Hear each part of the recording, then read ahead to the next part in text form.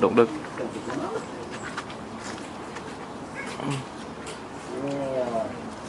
Chừng nào nè. Không phải là